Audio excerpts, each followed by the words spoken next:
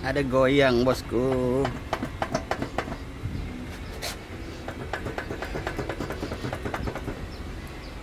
Bawah dua tak ada. Macam yang video korang tengok sebelum tadi tu, okey. Itu tim aku dia hantar lah. Dia cakap kereta yang Izora enjin bunyi kasar tu berpunca daripada dia punya bahagian tebur lah. Bahagian tebur dia tu skru dia dah hilang. Jadi aku tak sempat nak buat video yang dalam proses tu dan tunjukkan skru dia hilang tu. Sekarang kita tengok lah. Tim aku pun dia dah siap pasang lah. Kita tengok goyang lagi ke tak tebur tu. Tim aku tu Bob. Bob, cuba kau goyangkan tebur tu, goyang lagi tak? Dah mantap Bob. Barulah orang kata kereta ni tak ada bunyi dan ada power Bob kan. Alamak. Bob pun dia dah cuci lah. Okey, bersih-bersih. Tebur pun dah tak goyang, dah mantap. Lepas ni dah tak ada bunyi lah. Okey, jadi untuk bahagian tebur ni, kalau kata dah buka tebur, okay, masa nak pasang tu korang kena ada satu barang ni.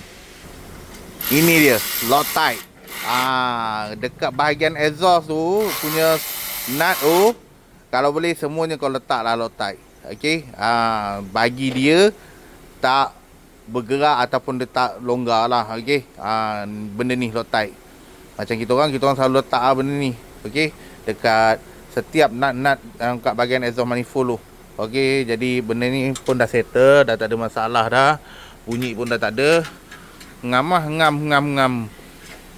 Okey, jadi tu je untuk masalah Izora ni. Dia punya tu longgar. Jadi sebelum ni kereta ni dia dah pernah, orang kata dah pernah buat dia punya tebur dia. Okey, jadi kalau kata korang yang buat tebur, okey, tukar tebur, tukar gasket semua kan. Ni ada satu sikit aku nak pesan. Okey, jadi kalau kata korang tukar tebur ke ataupun tukar gasket pemilihan gasket ni dia penting lah. Kalau kata yang jenis model-model macam ni, Izora tebur ni, okey, dia punya gasket manifold dia 4 lapis. Dia bukan 2 lapis macam ni tau. 2 lapis macam ni kebiasaannya untuk model Campo yang non tebur, contoh macam Persona, benda-benda kereta-kereta macam tu lah. Okey, kalau kata untuk tebur dia 4 lapis, dia tebal lagi. Macam ni 2 lapis memang akan bocor ataupun nanti dia punya nut dia tu akan hilang ataupun longgar lah. Okey, jadi korang kena pemilihan orang kata gasket ni kena betul lah. Sebab dah banyak dah, dah banyak kereta dah kita orang jumpa.